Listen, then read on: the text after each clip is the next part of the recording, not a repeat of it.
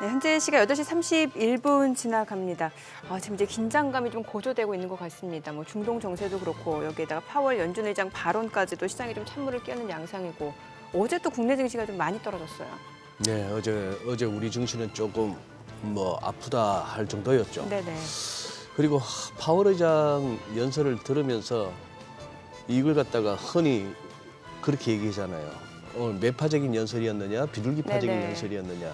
이걸 월가에서 딱 이렇게 단정을 못 짓더라고요. 그런 상황이고 저는 이렇게 들렸습니다. 어떻게 들으셨나요? 시장 보고 파월 의장 하는 말이 요즘 많이 힘들지. 그냥 견뎌. 그냥 버텨. 내가 해줄 수는 있는 게 없어. 뭐 이런 얘기. 시장이 던진 메시지가 그 정도. 어제 이제 극단적으로 2년물은 많이 떨어지고 네. 수익률이 10년물, 30년물은 또 많이 올라가지고 30년물이 5% 넘었죠. 예. 그래서 소위 말하는 장단기 금리 역전 폭이 13bp 정도나 줄어들었다는 얘기는 네. 단기물은 떨어졌다는 얘기는 아마 그렇게 생각한 것 같아요. 연준이 더 올릴 생각은 없나 보다. 그래서 단기물은 더 올릴 떨어지고. 생각은 없나 보다. 그리고 뭐 한 5% 쪽에 이르는 미국채 2년물, 단기물 돈 넣어둘만 하지 하는 생각의 매수세. 네. 그런데 장기물은 그냥 더 뛰어버렸잖아요. 예. 즉 10년, 30년 이런 거는 연준이 컨트롤할 수 있는 영역이 아닌 거예요. 그렇죠. 예. 그거는 미국 정부가 계속 앞으로 얼마나 빚을 더 내고 찍어낼 것인가 그걸 연준이 어떻게 감당하겠습니까? 네네. 그걸 예전에 양적 완화처럼 막 연준이 돈 찍어서 사주는 거 외에는 그걸 가격을 띄우면서 금리를 낮출 방법이 그거 말고는 없는데 그건 별로 하지 않겠다. 시장을 어떻게 하는지 두고 보겠다 하는 거 보니까 파월 의장은 지금 중립기어 딱 박았어요. 앞으로 좀 경기 상황 봐가면서 인플레이션 보면서 그러다가 결정하겠다. 바이든 대통령은 그 멀리 뭐하러 갔었죠? 이런 상황이다 보니까 시장이 지금 참 좀 그런 느낌. 아빠도 엄마도 안 돌봐준다. 너 이제 클 만큼 컸잖아. 네가 알아서 해라. 뭐 이겁니다. 그래요. 자, 그러면 오늘 또 시장에 대해서 또 YG 경제연구소 차영준 소장님과 이야기 나눠보겠습니다. 어서 오세요. 오십시오. 안녕하십니까. 네. 아니 뭐 테슬라도 많이 떨어졌고 뉴욕 증시도 지금 보니까 조금 경계심이 커진 것 같거든요. 예, 그렇습니다. 일단 뭐 여러 가지 소식들이 있다라고 말씀드릴 수가 있겠죠. 조금 전에 이제 이진우 소장님께서 말씀하신 뭐 금리와 관련된 부분들, 네. 지정학적 리스크 뭐 이런 것들과 이제 실적 시즌이 오다 보니까 이제 성적표가 나와야 되죠. 매를 맞을 것이냐, 상을 예. 받을 것이냐. 근데 지금 매를 맞는 분위기가 이제 엮여 있는 부분들이죠. 이런 부분들과 더불어서 우리가 상반기까지는 주식시장에 기대감이 컸었던 거 아니겠습니까? 네. 그런 것들에 대한 반락, 이런 것들이 이제 종합적으로 작용하고 있다라고 말씀드릴 수가 있겠죠. 일단 뭐 상반기 때 기대감이 일단 뭐 시장만 놓고 보겠습니다. 외부적인 변수는 여러분들이 잘 아시는 내용들이니까 우리가 놓치고 있는 것들 중에 하나가 시장을 오롯이 안 보고 있다는 것들도 한번 좀 생각을 해봐야 될 것 같아요. 외부적인 변수에 따라서 시장이 밀리느냐 아니면 시장의 내부 체력으로 밀리느냐 이 부분을 한번 고민해봐야 되는데 우리가 상반기만 하더라도 기대감이 굉장히 높았었던 증시입니다. 여러 가지 분야에 있어서 특히 성장주라고 불리는 섹터에 있어서 기대감이 높았었던 것들이죠. 그런 것들이 2분기까지 실적이 어느 정도 뒷받침돼 있었어요. 그리고 2분기 때부터 솔직히 테슬라는 좀 흔들리기 시작했습니다. 네. 왜냐하면 영업이익률이 한 자릿수로 떨어졌기 때문에 그리고 이제 외출총 이익률이 20%대에서 10%대로 떨어진 상황인데 그래도 별로 그렇게 크게 신경 안 썼었어요. 네. 전반적인 시장의 분위기가 좋다 보니까 일시적인 요소일 거야라고 해서 이런 것들이 넘어왔었던 그런 분위기죠. 엔비디아도 마찬가지죠. 굉장히 이제 긍정적인 실적들로 2분기까지 넘어왔고 상반기가 넘어왔는데 이제 3분기 때 오다 보니까 이게 좀 미세한 부분들이 드러나는 거죠. 테슬라 같은 경우 확 드러났죠. 아까 기자분 말씀하신 것처럼 일반 자동차 회사 이제 차별성이 없어져 버렸습니다. 네. 이런 부분들로 드러났고 엔비디아도 이제는 뭐 다양한 요소들 이런 걸로 인해서 조금 조정을 받을 가능성까지 있으면서 이제 성적표가 오니까 그동안에는 공부 잘한다 했는데 이제는 조금 매를 드는 분위기로 일단 시장 내부 체력이 있다라는 거죠. 여기에 이제 외부적인 요소도 무시할 수 없다라고 말씀드릴 수가 있겠습니다. 현재 지금 계속해서 이제 우리가 미국의 국채 금리를 좀 신경 쓸 수밖에 없는 거죠. 시장 상황에 따라서는 신경 써야 될 것들이 여러 가지가 있습니다. 우리가 2022년에는 미국의 금리 인상만 신경을 썼죠. 근데 지금은 이제 미국의 금리 인상보다는 미국의 실질적인 국채 금리에 대해서 이제 신경을 써야 되는 거 아니겠습니까? 아까 그 NH 선물 그분 말씀하신 것도 굉장히 중요한 게 파월 의장이 어제 얘기한 걸 해석한 것 중에 국채 선물에 대해서 이제 장단기 금리 역전이 완화되는 부분들 중에 하나가 국채에 대한 수급이 일단 문제다. 파월 의장이 했다라는 발언을 콕 집어서 말씀하셨거든요. 네, 네. 그러니까 지금 현재 그 무제한 양적 완화에 따라서 국채를 발행하고 있고 또 이제 시장이 우려하는 건 그러죠. 지금 이스라엘 전쟁에 있어서 지금 미국이 개입하기 위해서 이것을 현재 지금 의회에 올려놓은 거 아니겠습니까? 네. 지원하는 것을. 그러면 이 전비를 뭘 마련하느냐? 결국 또 국채를 발행해야 된다라는 거 아니겠습니까? 네. 이러한 우려감들이 며칠 전부터 있어 왔었던 것들이고 네. 계속 거론해 왔던 것들이 현재 장기 금리를 계속해서 움직이고 있는 중요한 요소다라고 좀 말씀드릴 수 있겠죠. 현재 미국이 돈이 없는 상태에서 돈을 또 써야 되는 분위기죠.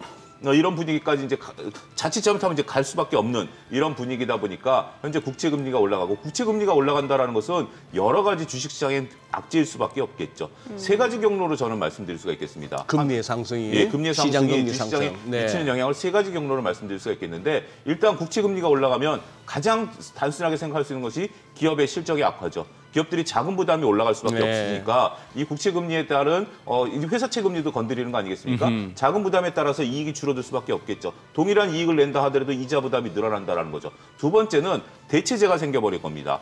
이준 소장님 말씀하신 것처럼 5%대의 단기 금리가 있다라면 주식 시장이 불안정할 때는 5% 확정 금리가 더 나한테 매력적으로 보일 수밖에 없겠죠. 더군다나 기관 투자자들 입장에서 보면 자금 단위가 크기 때문에 저처럼 뭐 조금 소액으로 하는 사람은 5%냐 10%냐 10%에 더 마음이 쏠리지만 거액 자산가들은 0.1%의 엄청난 금액들이 왔다 가는 거 아니겠습니까? 그렇기 때문에 대체제가 생긴다라는 거죠. 세 번째는 이론 주가에 영향을 미친다라는 겁니다. 뭐냐면 우리가 주식에 있어서 이론 주가를 할 때 미래 수익을 지금 현재로 할인하는 거 아니겠습니까? 네. 할인율이 올라가게 되는 거죠. 그러면 동일한 이익을 낸다 하더라도 지금 계산한 이론 주가가 낮아질 수밖에 없는 거죠. 그러면 주가는 떨어질 수밖에 없는 겁니다. 이렇게 금리가 주식시장에 미치는 영향은 다양한 경로로 미칠 수밖에 없는 거거든요. 이런 부분들을 우리가 감안하게 된다면 현재 미국의 국채 금리가 역사상 굉장히 높은 수준, 2007년 이후에 5%대를 건들고 있다는 것은 단기적으로 주식시장의 매력도가 상대적으로 떨어질 수밖에 없고 이게 완화되는 시점, 까지는 주식시장에 너무 적극적인 포지션을 하기 어렵고 여기에 엎친 데 덮친 격으로 지금 현재 기업의 실적들이 매를 맞는 수준까지 나오는 것이 시장의 변동성을 키울 수 있다라는 우려감을 자아내고 있다라고 말씀드릴 수 있겠습니다. 지금 뭐 차 소장님 말씀에 조금 뭐 부연하자면은 금리라는 게 무서운 게 네. 어디 지금 한 세 가지 정도로 정리해 주셨습니다만 그거는 이제 대표적인 그거고 네. 단적으로 이제 부동산이 맛이 가는 거예요. 그렇죠? 이미 모기지론 금리가 모기지론 많이 금리 올랐어요. 미국 네. 8% 올랐다 그랬죠. 네. 어제 뭐 이창용 총재께서도 뭐 부동산 관련해서 얘기를 하셨습니다만 그건 좀 이따 짚어보고 네네. 어제 나왔던 지표 가운데 미국에 네. 기존 판매 주택이 아, 뭐 새 집 말고 네. 예. 기존 판매 주택이 1년 전 대비 한 19% 정도 줄은 걸로 저는 기억하는데 예. 이게 엄청난 거예요. 그렇습니다. 그러니 그러니까 주택 매매 자체가 잘 안 된다는 잘 안 거죠. 되는 거예요. 예. 그 뭐 돈 다 마련해서 집 사는 사람은 없잖아요. 다 미국이나 대출 우리나 끼고 하죠. 예. 대출 끼고 하는데 그런 부분들. 자 그렇게 된다면은 그 전반적인 부동산 업계에 미칠 여파 뭐 이런 것들 보면은 이게 금리가 이만큼 올라와서 자꾸 higher for longer라고 하는데 이게 이제 부담스러운 국면이죠. 그렇죠. 특히 이제 미국 같은 경우는 이제 주택과 소비가 연결돼 있는 그렇기 때문에 모기지 네. 금리가 올라가면 그만큼 소비가 줄어드는 거고 그 다음에 이제 주택만 말씀하셨습니다. 자동차도 얘기 안 할 수가 없겠죠. 차도 마찬가지네요. 자동차도 10%씩 이자 내면서 누가 신차를 바꾸겠습니까? 그래요. 더군다나 차가 없는 상태라면 모르겠습니다만 기존 차를 조금 더 1, 2년 상황을 보고 지금 이제 바꿔야지 급하게 바꿀 수 있는 정말 그런 사람들은 얼마 안 된다라고 봐야 되겠죠. 그러면은 그 9월달 소매 판매에서 보게 되면은 네. 실제로 어디에 많이 썼는지가 보니까 자동차를 많이 구매하고 네. 또 나가서 외식을 많이 하고 네. 서비스 쪽에서 또 많이 좀 소비를 했잖아요. 그럼 이게 좀 줄어들 가능성이 있다라는 줄어들 거네요. 가능성이 있고 그 예. 소비가 우리가 이제 주요 타겟을 봐야 되겠죠. 예. 그 소비가 과연 어느 층에서 일어났냐라는 거죠. 하이엔드급에서 일어났냐, 미들엔드급에서 네네. 일어났냐, 밑에서 났냐면 밑에서 지금 일어나는 부분들이거든요. 왜냐하면 시간당 임금이 안 늘어나고 있는 상태에서 소비가 늘어난다는 것은 고용이 늘어나고 있고 이 고용의 수준이 조금 아래 계신 분들이 늘어나다 보니까 생애 첫 자동차 구매라든지 외식이 그래서. 이제 늘어난다라고 봐야 되겠죠. 우리가 이제 고급에서 이제 테슬라 같은 경우 고급 자동차니까 교체 주기가 일어야 되는데 네네. 그런 거보다는 밑에 있는 단에서 탄탄한 소비가 일어나니까 그게 좀 그거는 쉽게 꺾이지는 않을 것 같아요. 왜냐하면 제가 지난번에도 말씀드렸다시피 월 500만 원 벌다가 600만 원 버는 사람들하고 제로에서 300만 원 버는 사람하고 입장을 봤을 땐 제로에서 300만 원 버는 사람의 소비가 더 클 수밖에 없는 거죠. 네네. 지금 이제 그러한 소비가 미국에서 굉장히 탄탄하게 일어나고 있는 것들이고 이것에 대한 제가 근거 중에 하나가 시간당 임금이 안 올라가고 있는 거죠. 예. 그런 부분들이 우리가 감안하게 된다면 미국은 현재 지금 우리가 일반적인 소비와는 행태가 조금 다를 수 있다. 이렇게 말씀드릴 수 있겠습니다. 아, 이게 헷갈리는 게 참 또 주간 신규 실업당 청구 네. 건수 보게 되면은 이게 얼마 9개월 만에 최저예요. 그러니까 고용 시장이 굉장히 좀 탄탄하다는 그렇습니다. 거고. 이제 고용의 질이라는 것들이죠. 예. 고용 같은 경우 지금 현재 굉장히 탄탄한데 이 이직률은 많이 떨어져 있어요. 그러니까 이직이라는 것은 내가 이것을 이쪽에서 저쪽으로 올라갈 때는 경기가 활성화돼 있을 때 예. 내가 솔직히 이직이라는 것은 몸값을 높여서 올라가는 경우가 그렇죠. 대부분 아니겠습니까? 근데 이직률은 안 올라가고 신규 고용만 늘어난다는 것은 지금 현재 막대한 지금 우리도 투자하고 있는 거 아니겠습니까? 이런 쪽들의 이제 고용들이 늘어나면서 탄탄하게 미국 경제에 대한 부분들이 있다라는 거죠. 이 부분은 이제 CPI가 말씀하신 것처럼 외식이라든지 이런 부분들이 굉장히 크기 때문에 쉽게 꺾이지는 않을 가능성이 있다라는 거죠. 그래서 딜레마다라고 말씀드릴 수가 있겠습니다. 지금 상황을 놓고 본다라면 과연 경기가 그렇게까지 좋으냐라는 부분들을 봤을 때는 우리가 뭐 미국도 지금 외식 가격이 어마어마하다라고 얘기하지 않습니까? 이런 부분들로 나타나게 된다라면 미국은 쉽게 금리를 이제 못 내리고 있는 상황이고 이런 것들이 경기에 전반적으로 압박을 줄 것으로 보여지고 있고 올해 내년에 이제 본격적으로 금리를 그동안 올렸던 것들에 대한 이제 그 상황들이 인식이 된다라는 거죠. 파월 의장도 어제 그런 얘기를 하지 않았습니까? 지금 이제 국채 금리가 올라가는 것이 실질적으로 미국의 그 연준이 하는 거 외에 압박을 좀 주고 있다라는 부분들로서 얘기를 하고 있고 이제 연준은 잠깐 뒤로 물러서겠다라는 뉘앙스로 저도 어제 이제 이준 소장님처럼 양쪽이 다 있다라고 봐요. 일단 좀 연준은 물러서 있겠다. 국채 금리가 올라가니까 굳이 우리가 액션을 취할 필요 없다. 이런 네네. 발언도 저는 이제 귀담아 들으는 상황이긴 하는 건데 한 가지 어제 우리 한국이 금통위하고 미국 연준의 뉘앙스하고 봤을 때 공통점이 있었습니다. 어떤 공통점이요?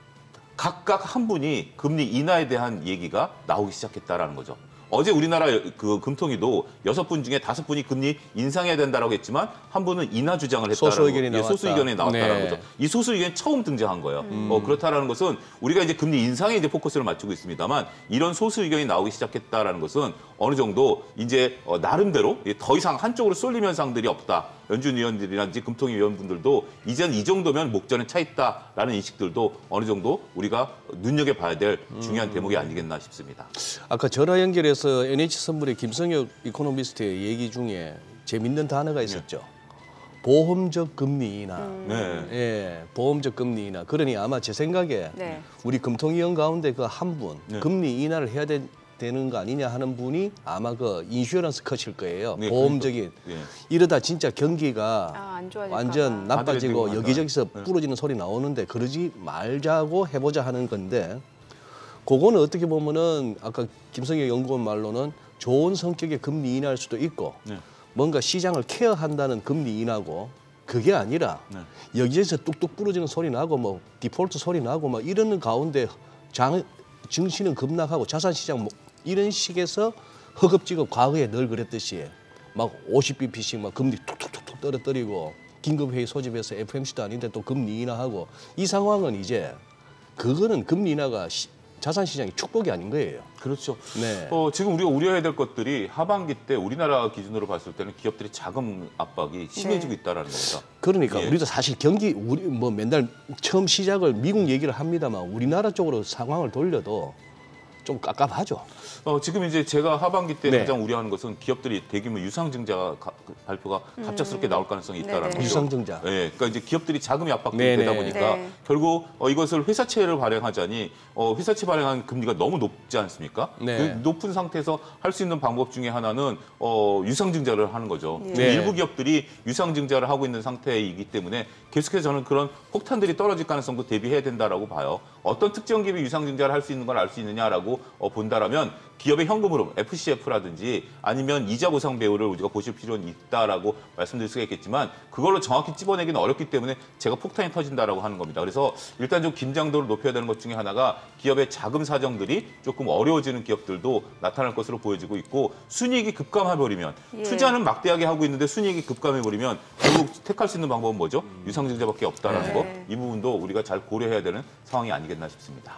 예, 그리고 지금 뭐 실적 시즌인데 지금 테슬라 실적이 좀 화두가 되고 있어요. 예. 예, 실적 이후에 이제 그 앨런 머스크가 컨퍼런스 콜에서 앞으로 전기차 수요 감소가 걱정된다라고 얘기를 했거든요. 이거는 사실 우리나라의 입장에서는 또 2차전지 관련주 개인 투자자분들이 굉장히 많이 관심을 갖는 섹터인데 그렇습니다. 영향이 있을 수밖에 없을 것 같아요. 뭐 두 가지죠. 일단 차가 판매 안 된다라는 거고, 예. 그다음에 우리나라 소재 업체들에 있어서 리튬 가격이 지금 하락하겠다라는 거, 두 가지가 다 악재가 될 수밖에 없다라는 거죠.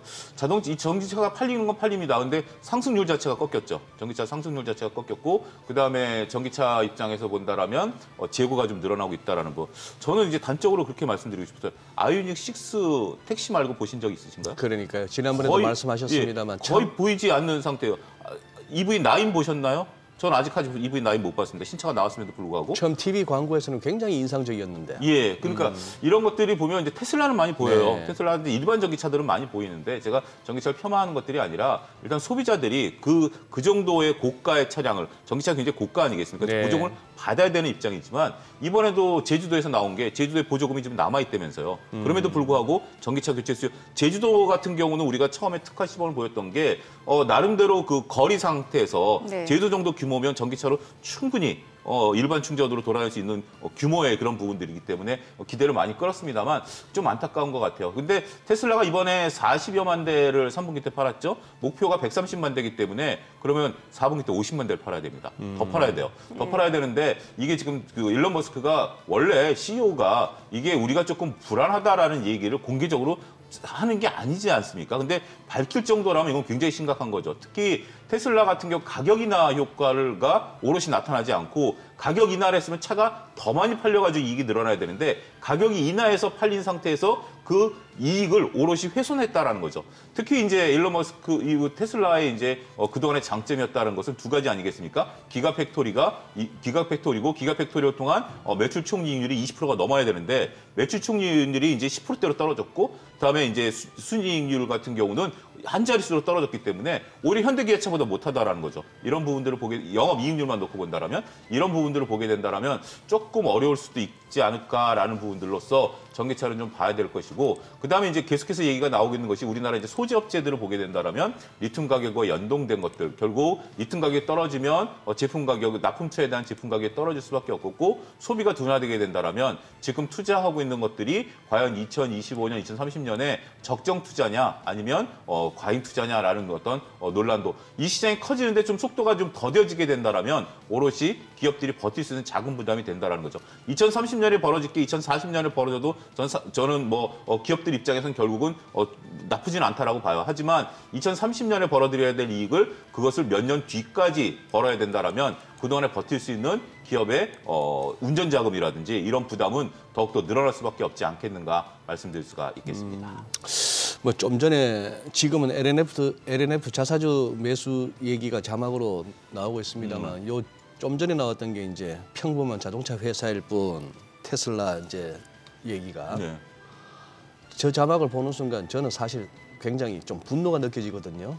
우리 테슬라 주주분들이나 일반 개인 투자자분들이 느끼실 마음을 저는 이렇게 느껴집니다. 네. 아니 언제는 단순한 자동차 회사 아니라며 전기차 회사 아니라며 그게 이제 액면 분할 이전에 그 1,200불 가고 할 때 1,000불 넘어서고 했을 때 즉 요즘 주가로 치면 400불 넘었을 네. 때 그 얘기였습니다. 테슬라에 거품이 있다라고 했을 때 막 공격하는 논리가 야 테슬라를 갖다가 자동차 회사로 보냐? 그렇죠. 너 공부 좀 해야겠다 이거였어요. 예. 그런 시기였는데 아우 무슨 뭐 AI가 이슈가 되고 테마가 되면은 테슬라는 또 AI 회사이기도 하고 로봇 회사이기도 하고 무슨 뭐 우주 항공 회사이기도 하고 뭐예요 이게 막 짬뽕이 돼가지고 그렇게 됐던 거죠. 우리 과거에 늘 그랬어요. 본질을 봐야 돼요. 카카오뱅크 처음에 상장할 때도 카카오뱅크는 네. 은행이 아니라 그랬어요. 그러니까. 근데 이제 뭐 증권사에서 은행이다라고 평가했을 때 그 연구원이 공격을 당했다. 결국 지금 일반 시중은행과 별반 차이점 없는 거 아니겠습니까?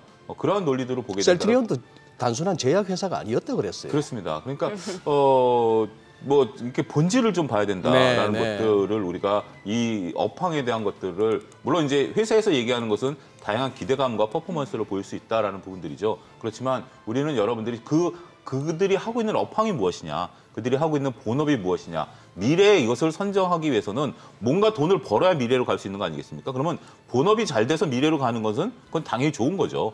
자동차에 돈을 벌어서 인공위성도 하고 여러 가지 뭐 하는 자율주행도 하고 해야 되는 부분들인데 지금 이제 일론 머스크가 굉장히 중요한 얘기를 했어요. 사이버 트럭이 나오면 그럼 테슬라가 바뀌지 않겠는가라고 반문하실 분들도 있죠. 근데 사이버 트럭이 현금 흐름에 관여하는 것은 1년이 지난 뒤라고 얘기를 하는 거죠. 결국 사이버 트럭을 몇 대를 팔아야 이익이 날 것인가라는 부분들이죠. 지금 이제 사이버 트럭에 대해서 막대하게 투자가 계속해서 벌어지고 있고 이것이 수년되고 있기 때문에 현재 사이버 트럭은 비용이거든요. 테슬라 입장에서 보면. 그렇겠죠. 사이버 트럭 뭐 몇천 대, 몇만 대 판다 그래서 이익이 나는 수준이 아니에요. 이런 부분들이기 때문에 그런 부분들까지 나타나면 1년이 걸린다라고 CEO가 얘기할 정도로면 이거는 상황이 생각보다 사이버 트럭이 잡아먹고 있는 돈이 엄청날 수 있다. 이 점도 우리가 인식해야 되지 않을까 싶습니다. 네. 네, 자 지금 시각 8시 51분 지나갑니다. 오늘 양시장 호가 상황 좀 짚어보도록 하겠습니다. 먼저 코스피 예상 체결 지수입니다. 오늘 1.2%도 하락이 예상됩니다. 2,385포인트 출발 예상이 돼요. 사실 어제장에서도 이미 지금 코스피 같은 경우 2% 가까이 떨어지면서 2,400선까지 밀려 내려온 상황인데 오늘 추가적으로도 약세가 예상되면서 2,400선을 좀 반납할 걸로 보이고요. 코스닥도 오늘 2% 약세가 예상됩니다. 예상 체결 지수는 766포인트로 집계가 되고 있습니다. 시가총액 상위 종목 예상 체결가 보도록 하겠습니다. 삼성전자 1% 하락 예상되고요. 현재 호가에서는 68,900원, LG에너지솔루션이 2.5% 약세 예상됩니다. 예상 체결가 44만 1,000원이고요. SK하이닉스도 1.3% 하락 예상됩니다. 자, 그리고 삼성바이오로직스도 1% 내림세 예상되고요. 지금 예상 체결가는 70만 3,000원, 삼성전자 우선주 0.3% 소폭 상승 예상되고요. 현대차가 시장 대비로는 좀 견조한 흐름이 좀 이어질 걸로 보입니다. 0.4% 하락에 그칠 걸로 보이고요. 지금 호가이다 보니까 사실 변동성 또 개장 이후 시초가는 많이 다를 수 있다는 점은 감안을 하셔야 될 것 같아요. 일단 호가에서는 현대차가 18만 8,400원. 자, 그리고 포스코홀딩스가 2.9% 약세가 예상되고요. LG화학도 2.8% 하락 예상됩니다. 호가에서는 48만 원이죠. 기아가 1% 떨어질 걸로 보이고요. 삼성 SDI도 2.8% 약세가 예상됩니다. 예상 체결가 48만 원으로 집계가 됩니다. 아무래도 테슬라 실적 발표 이후에 또 컨퍼런스 콜에서 전기차 수요 감소에 대한 부분, 또 2차 전지 섹터에 좀 영향을 줄 수밖에 없을 것 같고요. 지금 호가 분위기도 그렇습니다. 코스닥 시가총액 상위 종목 예상 체결가도 보도록 하겠습니다. 에코프로비엠이 오늘 2.7% 약세 예상됩니다. 이미 어제도 4% 빠졌고 오늘 추가적으로 2.7% 하락 예상되고요. 호가는 23만 3천 원이죠. 에코프로도 5% 약세가 예상됩니다. 예상 체결가 75만 7천 원이고요. 셀트리온 헬스케어가 0.9% 하락 예상됩니다. 포스코 DX도 0.9% 내림세 예상되고 예상 체결가는 5만 4천 원이죠. LNF가 2.8% 떨어질 걸로 보입니다. 15만 2천 원, 지금 호가 집계가 되고 있고요. HLB가 지금 1% 약세가 예상됩니다. JYP 엔터테인먼트가 1.4% 하락할 걸로 보이고요. 예상 체결가는 10만 200원, 그리고 펄어비스, 알테오젠이 1% 안팎으로 떨어질 걸로 보이고요. SM도 0.4% 하락이 예상됩니다. 예상 체결가는 11만 5천 원으로 집계가 됩니다. 사실 개장까지 5분 남았습니다. 스님 오늘 보니까 코스피는 이제 2,400선을 네. 내줄 걸로 보이고 코스닥은 사실 2차 전지주 쪽에서 물량이 나오게 되면은 이게 또 낙폭이 더 커질 수도 있는 상황인 거잖아요. 그런 상황이죠. 예. 이렇게 기술적으로 짚어지는 거는 지수 전체적으로는 이렇게 기술적 분석이 잘 맞으니까요. 네. 2,400의 심리적 지지가 결국 미국이 안 도와주면서 이제 깨지는데 오늘은 관건이 2,380입니다. 지난번에는 살짝 언급했습니다만 2,380에서 이렇게 좀 지켜지는 모습이 나온다면은 이렇게 버티자가 통하는 건데 아니면 또 한 2,350이나 40까지 기어이 떨구면서 못 견디고 던져야 하는 그 상황을 만들지도 모르겠어요. 예, 또 반대 매매가 나올 수도 있기 그런 때문에 걸 만들 수도 있는 것 같고 한 그런 상황이라서 어쨌거나 지금은 모든 소리가 이 호사다마라고 또 좋을 때는 좋은 얘기만 들리고 나쁠 때는 또 나쁜 얘기만 들리지 않습니까? 그렇죠. 지금 아닌 게 아니라 팔레스타인 지역에 떨어졌던 그 병원의 폭발이 가자시티 쪽. 어느 쪽 소행이냐가 이쪽과 저쪽에서 막 다른 얘기가 다 계속 나오고 증거라고 막 올리는 영상들이 여기저기 있어서 너무 혼돈스럽거든요. 네. 그런 상황에 지금 이라크, 시리아 내 공군기지조차도 뭐 드론 공격을 받았네 뭐 이런 소리 해서 자꾸 확전 양상 뭐 이런 것들이라서 지금은 진짜 뭐랄까요 이 뭐 문매를 맞을 수밖에 없는 이제 맷집이 좋으면 버티는 거고 네. 안 그러면 결국 뭐 좀 쓰러져야 되는 그런 상황 같습니다. 그래서 예. 2,380포인트가 굉장히 중요한 좀 중요해 보이고요. 선이다. 예, 그리고 또 오늘 미국 증시가 사흘 연속 하락 이후에 오늘 주말에 뉴욕 증시가 이렇게 반등이 나와준다면은 그나마 다행이고 오늘도 밀린다 그러면 뭐 추가 이틀이나 닷새 예. 더 밀릴 수도 있고 한데 빅스가 뜨는 것도 만만치 않고 한번 빅스 같은 그러게요. 것도 변동성 지수도 엄청 예, 올라갔어요. 한번 우리 시청자분들께서 뭐 얼마든지 구글링을 통해서 이렇게 차트 확인하실 수가 있으니까 예. 보면은 시장이 지금 많이 좀 다급해졌습니다. 그렇죠. 네. 소장님은 오늘 시장 밴드 어느 정도가 좀 중요하다라고 보여지세요 지금? 일단 뭐 시장은 뭐 지금 뭐 지지선 여부를 설정하기 굉장히 좀 어려울 것 네. 같습니다. 그런 상태에서 추가적으로 좀 나올 것이 코스닥이 더 많이 불안하죠. 코스닥은 뭐 2차 전지만 불안한 것들이 아니라 제약바이오도 불안해지는 상태고 오늘 같은 경우 일부 엔터주들도 지금 상당히 좀 불안정한 모습을 좀 보여주고 있습니다. 엔터주에 뭐 다른 이슈가 있는 건가요? YG엔터 같은 경우 오늘 한 증권사에서 일단 목표 주가를 낮췄고요. 네, 어떤 블랙핑크- 이유 때문에요? 블랙핑크라든지 4분기 때 이제 실적이 좀 낮아질 것이다. 이것이 나오면서 지금 블랙핑크 재계약이 재계약이 불확실하기 이제 때문에 불확실성이다. 그래서 YG엔터가 지금 현재 호가를 확 밀어내리고 있는 상태 아닙니까? 유난히 저쪽 YG만 YG만 좀 밀어내고 있는. 그래서 저도 이제 보니까 이제 그런 뉴스들이 나와 있네요.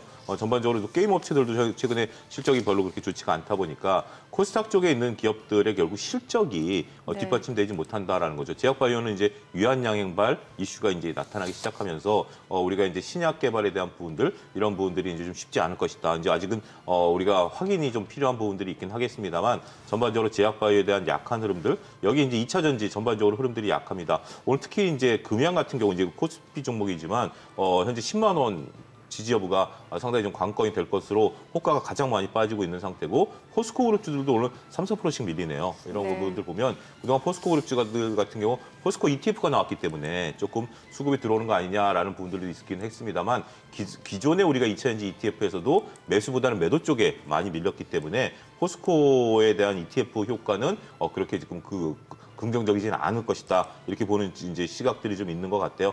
오늘 일단 조금 조심스럽게 봐야 될 섹터들이 좀 있죠. 일단 어제 엔비디아가 하락을 조금 멈추긴 했어요.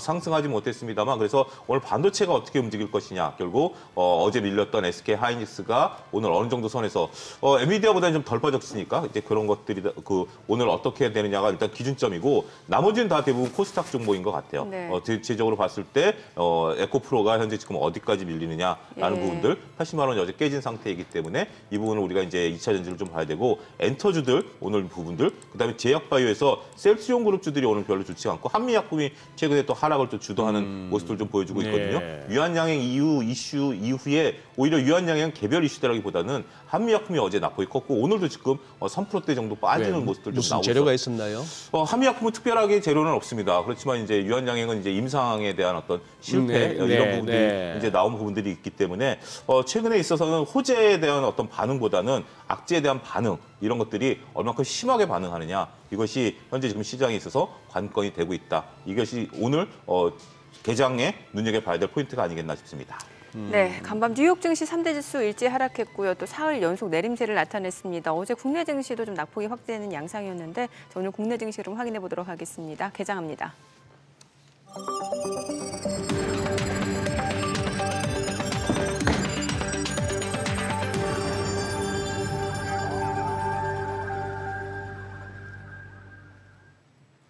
네, 10월 20일 금요일 국내 증시 개장했습니다. 지금 중동의 지정학적 긴장감 고조되고 있는 양상이고요. 제롬 펄 연준 의장 경제클럽 간담회에서 나온 내용들이 시장에서 투자 심리를 좀 위축시키는 것 같습니다. 금리 인상이 끝났다라는 신호를 주지 않으면서 오히려 시장에서는 경계성 매물들이 출현된 양상이었고 10년물 국채 금리가 많이 올랐습니다. 5%를 좀 돌파하기도 했고요. 물론 종가 기준으로 봤을 때는 4.991%, 그리고 30년물 국채 수익률도 많이 급등했고요. 이런 상황에서 오늘 국내 증시, 호가에서는 양시장도 하락 출발 예상이 됐었는데 지수 좀 보도록 하겠습니다. 코스피가 0.9% 떨어집니다. 지금 2,392포인트. 그래도 호가보다는 조금 낙폭이 제한적인 것 같아요. 호가에서는 워낙 많이 떨어질 걸로 보여졌었는데 0.9% 하락, 2,393포인트입니다. 자, 그래도 어제 이어서 추가적으로 좀 내림세가 이어지고 있다는 점. 또 코스닥도 1% 떨어집니다. 774포인트입니다. 양시장 하락 출발 보여주고 있고요. 시가총액 상위 종목 시초가 보도록 하겠습니다. 삼성전자가 1% 하락합니다. 68,800원이고요. LG에너지솔루션도 2% 하락합니다. 44만 3천 원이죠. SK하이닉스가 0.3% 하락입니다. 12만 5,300원이고요. 양봉을 보여줍니다. 좀 대기 매수세가 유입되는 걸로 보여지고 있고요. 삼성바이오로직스가 1.2% 하락합니다. 70만 2천 원. 삼성전자 우선주도 1% 떨어집니다. 5만 4,200원이고요. 현대차가 1% 떨어집니다. 18만 6,800원. 포스코홀딩스가 1.8% 떨어집니다. 46만 8천 원이고요. LG화학이 2.5% 하락합니다. 48만 1,500원, 기아가 1% 떨어집니다. 8만 3,200원. 삼성 SDI가 2.7% 내림세죠. 48만 500원에 거래됩니다. 지금 전반적으로 2차 전지 관련 종목들 낙폭이 조금 더 깊은 양상이고요. 아무래도 테슬라 실적이 안 좋은 데다가 컨퍼런스 콜에서 향후 전기차 수요 감소에 대한 부분이 나오면서 또 증권사에서는 테슬라 목표 주가를 또 하향 조정하기도 했고 국내 증시 쪽에서는 2차 전지 쪽으로는 또 아무래도 영향이 있을 수밖에 없다라는 그런 분석들 나오고 있고요. 그에 따라 또 투자 심리가 2차 전지 쪽에서 좀 경계성 매물들이 좀 나오는 것 같습니다. 코스닥 시가총액 상위 종목 시초가 보겠습니다. 에코프로비엠이 2.9% 떨어집니다. 23만 2,500원에 거래되고 있습니다. 이거를 연속 하락 흐름 이어지고 있고요. 에코프로도 2.5% 하락 중입니다. 77만 8천 원이고 셀트리온 헬스케어는 0.3%, 지금 강보학권 6만 3,700원이죠. 포스코 DX가 0.3% 하락 중이고요. LNF가 2.9% 떨어집니다. 15만 1,900원. 그리고 HLB가 강보합으로 28,400원이고요. JYP 엔터테인먼트가 0.7% 올라갑니다. 10만 2,500원. 펄어비스도 상승 중이죠. 47,150원이고요. 알테오제는 떨어집니다. 5만 5,200원. SM이 0.5% 상승하면서 11만 6,100원 선에서 거래되고 있습니다. 그래도 호가보다는 지금 개장 직후 시초가 분위기는 호가보다는 괜찮아요. 지금 시간 9시 3분 지나갑니다. 수급 상황 좀 체크를 해보도록 하겠습니다. 오늘 유가증권 시장에서는 기관이 매수 보여줍니다. 162억 원 매수 우위고요. 개인과 외국인은 각각 99억 원, 68억 원 매도 우위를 나타내고 있습니다. 그리고 코스닥 쪽에서는 외국인이 순매수를 보여줍니다. 지금 116억 원 매수 우위고요. 개인과 기관은 각각 101억 원, 16억 원 매도 우위를 나타내고 있습니다. 자, 그리고 오늘 석유 관련주들 또 움직임 보여줍니다. 유가가 WTI 서부 텍사스산 중진유 가격이 다시 올라섰습니다. 89달러 수준까지 올라선 상황이고 오늘 보게 되면 국내 증시 쪽에서는 흥구석유가 지금 7% 강세고요. 극동유화도 6% 이상 올라갑니다. 중앙에너비스도 지금 4% 상승 중이고 그밖에 S오일도 0.28% 소폭 상승 흐름을 보여줍니다. 다만 관련 종목 내에서도 지금 올라가는 종목들의 수는 좀 제한적입니다. GSE가 16% 급등이고요. 한국석유는 14% 이상 올라갑니다. 17,440원에 거래되고 있습니다. 지금 시간 9시 4분 지나갑니다. 외환시장 개장 상황 좀 체크해보도록 하겠습니다. 오늘 달러 환율은 40전 하락한 1,357원에 개장이 됐습니다. 시장 정말 예측이 쉽지가 않네요. 그렇죠. 예, 앞서 저희가 전화 연결했을 때 예측 아니라 대응의 영역이다라는 얘기 들었는데 정말 그런 것 같네요. 예. 근데 지금 이제 아까 동시호가 때의 예상 체결 지수보다는 그래도 그러게요. 나쁘지 않은 양상인데. 예. 사실 어쨌거나, 코스닥이 좀 걱정이 됐는데. 그래요. 예. 일단은 단기 과매도 생각이 이제 좀 그것도 있겠고 또 장을 또 밀었던 선수들은 또 밀었던 선수들 나름대로 차익 실현에 나올 수도 있고 한데 요거를 이제 봐야죠. 그거 또 이게 오후 들어서 또 분위기가 확 다르고 해서 진짜 요즘은 전반 다르고 후반 다른 그런 장이 된 것 같습니다. 그런데 지금 아까 현대차가 예상 체결 호가에서는 견조했는데 막상 장이 열리니까 그리고 이게 지금 뉴스가 몇 가지 있더라고요. 현대차 독일 반도체 회사 인피니언하고 손잡았다는 독일 반도체? 기업하고 손을 잡았다. 뭐 네. 이런 네, 그렇습니다. 네. 뭐 아무래도 현대도 뭐 자율주행이라든지 네. 여러 가지 차량용 반도체라든지 예. 이런 것들에 대한 필요성들이 있기 때문에 독일 반도체 회사랑 이제 손을 잡아서 이제 이 부분을 한다라는 거죠. 근데 이것이 결정적인 결정타가 되기는 뭐 어렵고 일단 현대가 안정적인 이제 생산을 한다라는 건데 결국 이제 우리가 자동차 업계는 일론 머스크가 얘기한 전반적인 업계에 대한 얘기죠. 전기차 수요에 대한 둔화, 그다음에 자동차도 우리나라도 지금 현재 할부 금융 금리가 굉장히 높아져 있는 상태, 네. 10%가 넘어 있는 상태이기 때문에 수요 둔화에 대한 우려가 좀 있는 거죠. 그리고 이제 이것을 어떻게 해석해야 될지 모르겠습니다. 이제 현대차가 중고차 시장에 이제 뛰어들어서 글쎄. 예, 5년 이하 10만 킬로 이하 차를 인증 중고차. 인증 중고차를 네. 한다라는 건데.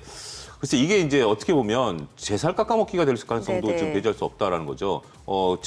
새 차를 팔아야 되는데 인증 중고차를 팔게 되면 기존 차를 다시 롤오버하는 것밖에 더 되겠습니까? 그런 부분들에 대한 우려감도 시장에 있는 것 같아요. 오히려 다른 뭐 SK 그룹에 있는 뭐 엔카라든지 이런 부분들에 대한 뭐 악재는 되긴 하겠습니다만 이 부분은 조금 다들 시장에서 중립으로 보고 있는 것 같아요. 그러니까 매출과 영업이익은 늘어날 수 있긴 하겠습니다만 자체적인 기존 차량에 대한 판매 둔화 우려감도 있는 상태이기 때문에 이거는 뭐 중립적인 의견 정도로 볼 수밖에 없겠고 조금 뉴스 추적이 좀 안 된 시청자분들을 위해서 중고차 사업에 어떤 식으로 진출한다는 얘기입니까? 그러니까 이제 현대차가 보증을 하는 겁니다. 우리가 이제 예를 들어서 뭐 벤츠라든지 BMW 같은 경우도 자체 보증한 중고차를 우리가 그들이 파는 거 아니겠습니까? BMW는 그 인증 중고차 시장 진입한 지 오래됐죠. 오래됐습니다. 네. 벤츠도 마찬가지고요. 인증 중고차 시장이 있어요. 그리고 이제 자체 그 자기네들의 할부 금융을 이용해서 하는 거고 현대도 마찬가지예요.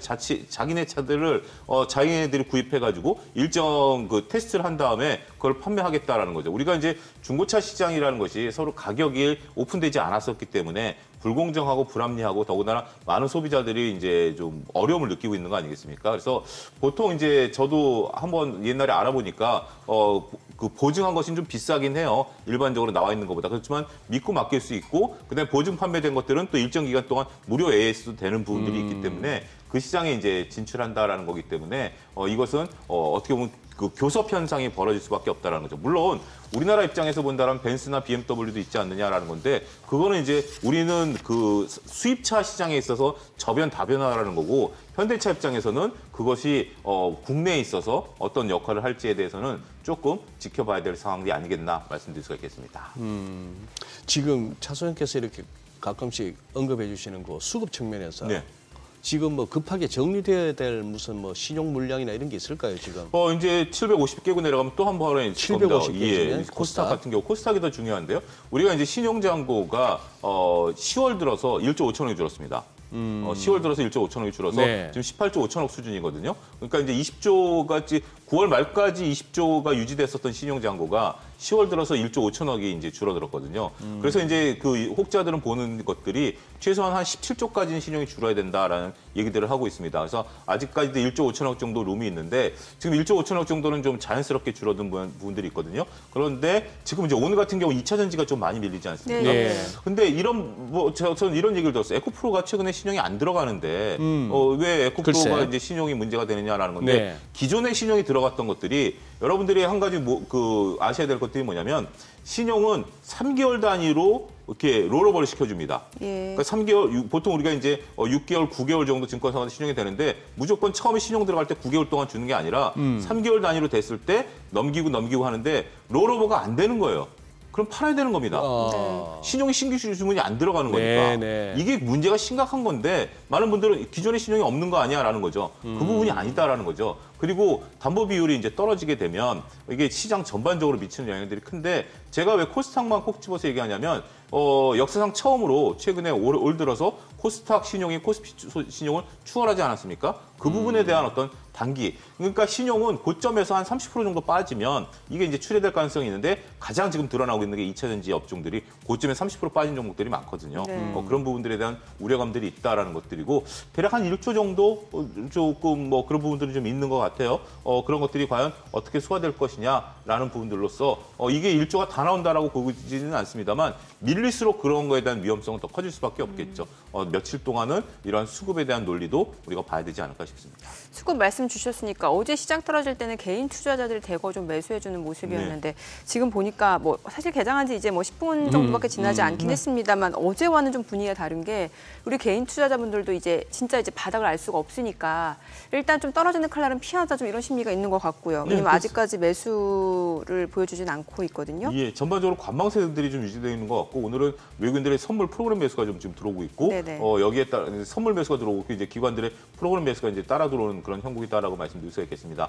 대부분의 시장 업종 제가 아까 몇 가지 업종을 꼭 찍어서 말씀을 드렸는데 예. 대부분의 업종들이 그렇게 크게 밀리지는 않는 것 같아요. 네. 다양스러운 모습인데 오히려 2차 전지만 지금 이제 음봉의 크기가 좀 약간 키워가고 있다. 밑꼬리를 전혀 달지 못하고 있다라는 것이 조금 조심스러운 것 같아요. LG 화학 같은 경우 최근에 우리가 첨단 소재 사업부에 대한 이익 개선 기대감이 많이 사라졌거든요. 네. 그러면서 LG 화학도 상당히 좀 밀리고 오늘 LG 엔솔이라든지 삼성 SDI 그다음에 이제 포스코 홀딩스 이런 것들이 좀 포스코 인터 이런 것들이 밀리는 상태고 그다음에 이제 에코프로라든지 에코프로비엠 같은 경우 그리고 이제 자사주 얘기를 한 LNF도 3%대 지금 하락세를 좀 나타내고 있다라는 측면에서 보면 조금 2차 전지에 대한 전반적인 부분은 테슬라 악재에 대한 것들을 오롯이 받고 있다라고 말씀드릴 수가 있겠고 제가 지금 에코프로를 조금 보고 있는데 상당히 조금 오늘 저도 이렇게 유심히 좀 보니까 아침에 이제 말씀하실 때 잠깐 보니까 상당히 좀 저는 놀라운 게 호가가 층이 이렇게 두껍지가 않네요. 몇백 주 단위밖에 없는 보통 이제 몇천 주, 몇만 주 단위로 호가가 네네. 사자 쪽이요? 사자, 팔자가 이제 움직여야 되는데 아. 사자도 몇백 주 단위밖에 없는 이런 그러니까 거래 호가들이 자체가- 거래 자체가 이제 관심이 많이 줄어들었다라는 거죠. 시장에 있어서 물론 적극적으로 사시려고 하시는 분들이 계시긴 합니다만 많은 분들이 일단 지금 이제 정민 아나운서 말씀하신 것처럼 일단 좀 지켜보자. 지금 내가 계속해서 이제 대응의 어떤 영역인데 포지션을 취하기가 좀 애매하죠. 그렇죠. 예. 지금 이런 상태에서 내가 굳이 들어가느니 차라리 조금 올라가는 거 차라리 여기서 이제 중요한 건 뭐냐면 밑꼬리를 달아주는 겁니다. 네네. 밑꼬리를 달아주면 바닥에서 못 샀다 하더라도 야 이제는 좀 바닥 아니야 라는 인식들이 오면 그게 이제 서로 시너지 효과가 나타나면서 밑꼬리를 확 달아주는데 지금 내가 지금 밑꼬리를 달지 않은 상태에서는 여기가 바닥이다라고 선뜻 들어오기 어렵다라고 볼 수밖에 없는 것들이죠. 그런 모습들을 확인할 때까지는 조금 다들 오늘 전반적으로 거래가 참 예. 한산하다라는 느낌이 좀 들 정도로 금요일이고 많은 분들이 관심이 멀어져 있는 게 아니겠나 싶기도 합니다. 아니 또 사료 관련주는 이렇게 올라가는 게 이게 전쟁 이슈 전쟁 때문에 관련해서 그런 뭐 여러 거죠. 에너지 가격도 그렇고 예. 지금 이제 심지어 뭐 베네수엘라 얘기까지 나오고 있지 않습니까? 정치적으로 좀 뭐 우리가 뭐 3개월 해결해 주겠다 뭐 이런 얘기가 나올 정도로 전쟁 트리거는 있는 것 같아요. 드론 관련주들 또 올라가고 네네. 뭐 이런 것들 뭐 제이시언 시스템 이런 종목들. 이런 것들 올라가는 거 보면 전반적으로 지금 뭐 우리가 별로 좋은 뉴스는 아니긴 합니다만 그러게요. 이러한 뉴스들에 따라서 아무래도 실질적으로 움직일 수 있는 테마주들. 근데 테마주들이 옛날만큼 강하지는 않죠. 확실히 10월 들어서 9월 달까지 움직였었던 테마주들 같은 경우는 대부분의 종목들이 상한가 들어가야 되는데 한두 종목 상한가 들어가는 거 외에는 그렇게 테마주들이 강하지는 않은 것 같아요. 중동 일단 5차 전쟁으로 가느냐? 라는 것이 상당히 좀 귀추가 주목될 것 같아요. 저희가 이제 한 30분 전쯤에 이준 소장님이 스쳐 지나가듯이 말씀하셨습니다만 정말 그 먼 거리를 6시간 방문할 거를 왜 바이든 대통령이 갔는지 오히려 외교 참사다라는 뉴욕타임스 보도 네. 이런 것들을 보게 된다라면 현재 지금 미국이 중재를 못하고 있는 상황 아니겠습니까? 네. 이런 것들도 우리 시장에 있어서 불안감을 더욱더 자아내게 하는 중요한 뉴스가 아니겠나 말씀드릴 수가 있겠습니다. 그냥 볼 레벨은 기어이 보고만 해요. 지금 2,380입니다. 지금 개장초 낙폭이 좀 개장초 커졌어요. 생각보다는 강하다 싶었는데 장막판까지 한번 봐야 되겠고 이거는 2,380원 이거 못 지키면은 추가 하락은 어느 정도 각오는 해야 되는데 기술적으로 봤을 때 예. 나쁜 얘기 먼저 하고 가실 때는 좀 좋은 얘기 좀 하고 가시죠. 나쁜 얘기 먼저. 시세 조정 혐의로 카카오 투자 총괄 대표 구속. 우리 주식시장이란 곳이 뭐 선진국, 후진국 할 것 없이 늘 뭐 이거 잊을만 하면 이런 게 나옵니다. 도대체 뭘 건드렸길래요 시세 조정? 그때 이제 SM과 합병 과정에 있어서 예. 카카오가 이제 자사주 매입을 한다라고 했을 때 예. 한 2,500억 정도 이제 매수를 하는 게 있어서 시세 조정을 했다라는 거죠. 그때 이제 많은 분들이 주가가 올라가는 것만 보고 카카오와 SM이 변할 것이다라고 얘기를 했었죠. 그런데 결국 본질은 시세 조정으로 주가를 끌어올렸던 것들이지 본질은 바뀐 게 없었다라는 겁니다. 카카오는 거듭된 악재가 있는 상태고 합병 분할 뭐 이런 얘기들이 있는 상태에서 이런 부분들까지 해서 이제 김범수 의장까지 칼날이 나타난다는 거 보면 저는 이 부분을 이렇게 말씀드릴 수가 있겠습니다. 이 부분을 우리가 사전에 알 수 있냐? 그건 어렵죠. 속이려고 들면 그렇죠. 우리가 뭐 수만 명의 경찰이 한도도 못 막는다고 그 부분인데 저는 차제에 이런 부분에 대해서 정말 엄벌에 처했으면 좋겠어요. 이번에 우리가 공매도에서도 봤듯이 금감위원장께서 형사처벌까지 하겠다라고 이제 뒤늦게나마 보통 이런 짓 하는 사람들은 들어갈 생각하고 하는 거 아니에요? 그냥 뭐 들어가서 좀 몇 년 살고 네. 대대손손 뭐 먹을 거 챙기겠다 이 얘기 아닙니까? 그러니까 그런 것들을 끊어줘야 될 것 같아요. 끊어줘야 된다. 그런 연결고리를 이제 끊어주는 미국처럼 징벌적 손해배상이라든지 이런 부분들이 좀 나타나야 우리나라도 되는데 부당이득 3배까지 환수되잖아요. 이제 이 부분에 대해서 이제 적용이 아마 될 겁니다. 그게 이제 법이 개정된 지 얼마 안 됐기 때문에 그런 부분들을 보면서 어쨌든 좀 이걸 하면 내가 해서 잠깐 어려움을 뭐 살고 나오면 편하다가 아니라 잘못 걸리면 내 인생이 망가진다라는 것을 이번에 아마 조금 되면 근데 카카오가 입장에서 본다라면 주주들 입장에서 상당히 좀 안타깝다라고 말씀드릴 수가 있겠죠. 어떻게 보면 본질과 다르게 경영권 분쟁과 관련해서 이런 것들이 연루가 됐다라는 측면에 있어서는 글쎄요 좀 안타깝다라고밖에 말씀 못 드리겠습니다. 이제 좋은 내용 어떤 내용 말씀? 좋은 내용. 네. 글쎄 이제 어디까지 기대가 가능한지 지금 이 전쟁통에 네. 우리 아까 뭐 산업뉴스에서도 소개하고 했습니다만 이제 윤 대통령께서 이제 경제사절단 그렇죠. 이끌고 이제 갑니다. 네. 이제 이렇게 되면 이제 또 네옴시티가 또 잊혀졌던 네옴시티 얘기가 나올 수가 있고 네. 뭐 이런 등등이 해서 여러 그쪽에 호재가 지금 있을 수 있다. 이 와중에 그게 어떤 호재로서의 어느 정도 힘이 될 수 있을지 한번. 근데 이제 네옴시티와 관련해서 지금 이제 오늘 효과를 보면 저게 네. 이제 극명한 상태라고 볼 수 있어요. 보통 우리가 한미글로벌이 저렇게 돼버리네. 그러니까 우리가 이제 그 네옴시티와 관련해서 네. 저쪽에서 장관이 와도 주가가 상한가를 갔었거든요. 그랬죠. 근데 대통령께서 가서 뭔가를 체결하고 분명 MOU라든지 체결하고 오실 거거든요. 네. 많은 분들이 이제 이재용 회장도 이제 같이 따라가고 하는 상황인데 그런데 효과가 안 움직여요. 근데 그래요. 이거는 네옴시티와 관련해서는 많은 분들이 기대감이 많이 좀 떨어졌다라고 봐야 될 것 같습니다. 저거가 새로운 트리거가 된다라고 보기는 쉽지는 않다라고 말씀드릴 수가 있겠죠. 그래서 네옴시티와 관련해서는 우리가 기대감으로 샀던 것들 지금 네옴시티 원전, 수소 관련주들이 지금 다 밀리거든요. 두산에너빌리티도 그렇고 한전기술도 그렇고 그러니까 기대감이 높았었던 것들이 그만큼 반락이 좀 심하기 때문에 이런 기대감은 좀 쉽지는 않을 것 같아요. 차라리 저는 희망의 근거를 반도체에서 찾아야 된다라고 말씀드릴 수가 있겠습니다. 우리가 이제 엔비디아 같은 경우 이틀 동안에 3일 동안에 10% 가까이 빠졌거든요. 네. 그런데 우리가 이제 하이닉스 같은 경우 오늘 좀 조정을 좀 어제 좀 심하게 봐갖고 삼성전자도 7만 전자가 떨어진 상태에서 무슨 소리냐라고 하실 수 있긴 하겠습니다만 그 악재에 반영된 게 지금 이 정도입니다. 그러니까 엔비디아 대장주가 10% 빠질 때 삼성전자와 SK하이닉스는 그만큼 버텨주고 특히 어제 같은 경우 외국인과 기관의 수급이 혼동이 나타났음에도 불구하고 나름대로 잘 버텨주고 있다라는 거죠.